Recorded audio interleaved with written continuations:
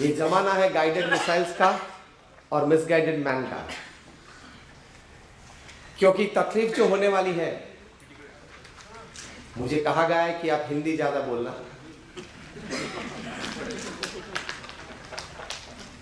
Whatever the problem is going to get created upon this earth would be created more by literate people than illiterate people. The literate people so far has caused more damage to the society than the illiterate people. I tell you how.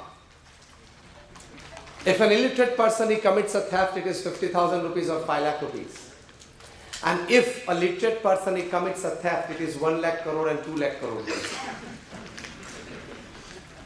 And these bombs and missiles and weapons of mass destruction are not made by illiterate people. They are made not just by literate people, but they are graduates or postgraduates or doctors from some of the best universities in the world. Yes or no? ये bumps और missiles बनाते वो अनपढ़ लोग नहीं है, बहुत पढ़े लिखे, हमसे भी ज्यादा, लेकिन पढ़े लिखे लेकिन संस्कारित नहीं हुए. They didn't have that culture. So they are making weapons that could wipe out human population. Instead, they should have been making things that could bring happiness and joy in the lives of people.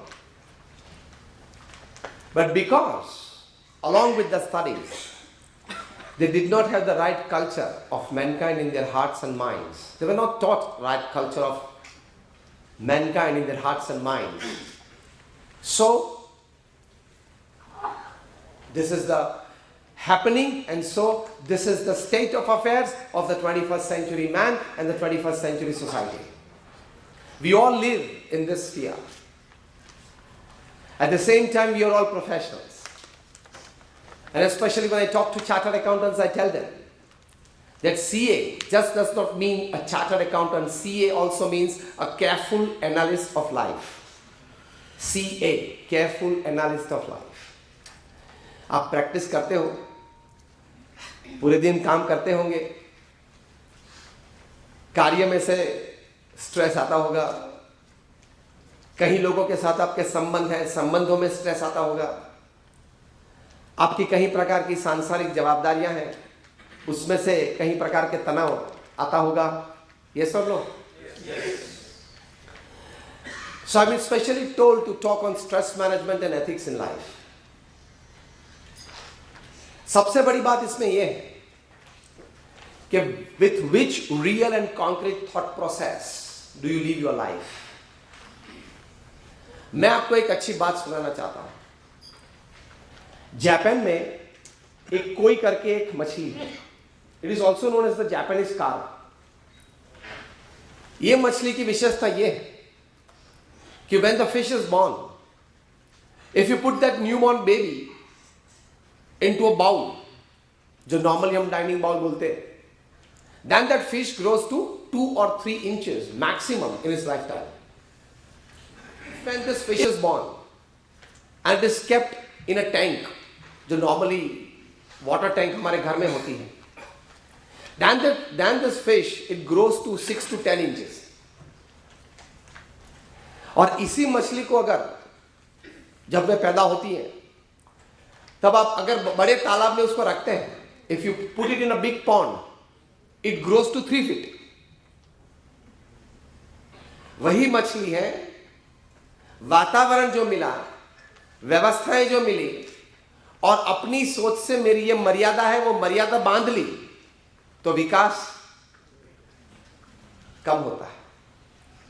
This same thing applies with every human being, every professional. Your surrounding plays a vital role in your growth, in your promotion or demotion.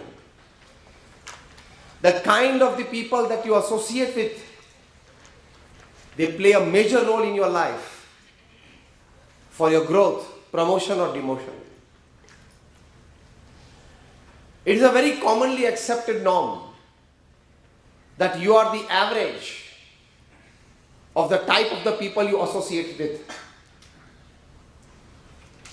ये एक हकीकत है. आपके विचार से आप अपनी प्रगति कर सकते हैं, आपके विचार से आप अपनी प्रगति बंद कर सकते हैं. Because the fish thinks that this is the limit for me. And so it doesn't grow. इससे मैं बाहर नहीं जा पाऊंगी. It doesn't grow. मेरे लिए मर्यादा है. It doesn't grow. कहीं चीजों में, कहीं प्रक्रिया में, कहीं जीवन की वास्तविकता में हमारे सबकी स्थिति ये जापानीज मछली की तरह है. हम मर्यादा मान लेते हैं हमारे विचार से, तो हमारा विकास भी मर्यादित होता है. जिस दिन हमें पता चले कि we are born to think big, we are born to create big, we are born to achieve big, then your growth starts to an unbelievable level.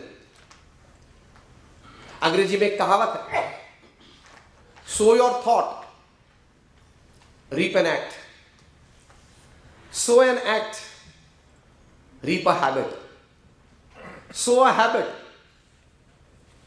reap a character. And sow a character, reap a destiny.